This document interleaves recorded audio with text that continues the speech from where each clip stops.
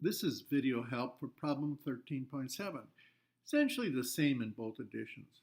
As always, I may forget to say this sometimes, but just see the written homework advice because I usually give numbers there that you can check your calculations against. I'd like to try to make remarks here that make you more comfortable with what we're doing.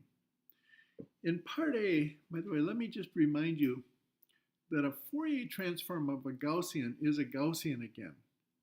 So you don't have wiggles, you don't have zero crossings here, and we would need different ways to estimate the blurring that comes about when you have filters like this.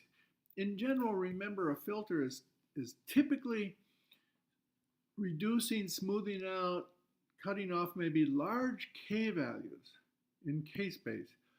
And that means we lose fine detail, and that means our resolution gets worse. Delta x gets larger.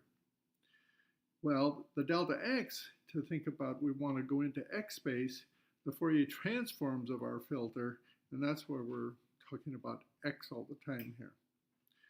By the way, so when I said a Fourier transform of a Gaussian is a Gaussian, so if you had a very broad Gaussian in k space, it'd be very narrow in x space and vice versa. Sometimes I'll say Fourier transform and I strictly mean an inverse Fourier transform, but it's fairly clear. So no zero crossings. We're going to do a different way of delta x, and here's a typical way that we talk about. If you have some function h of x, you know you got it looks like this.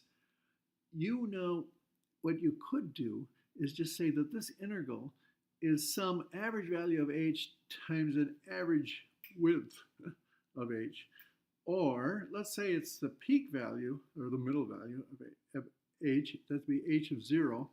Be h of 0 times kind of an equivalent width, so that there's a box that has the same area as the function itself. So we'll define delta x as that equivalent width, so that the integral here is the height times the width. And we'll divide then by the height to get the width. Now that's different from asking where this thing maybe has half of its value. You know, the full width at the half maximum could be another delta x.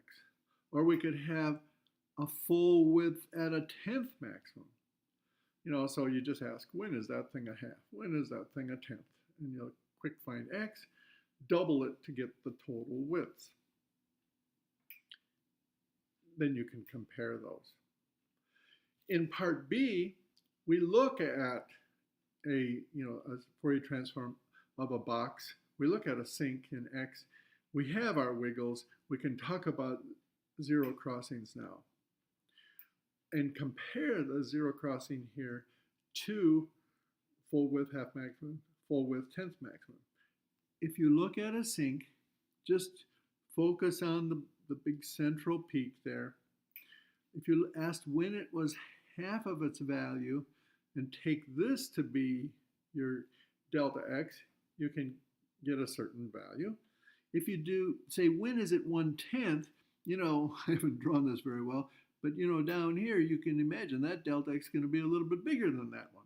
And finally, when you define it just by the zero crossings, the first zero crossings, you know, the full distance here, that's even a little bit bigger than that. And so you'll expect to see your answers grow as you go from half maximum, 10th maximum to zero crossing values.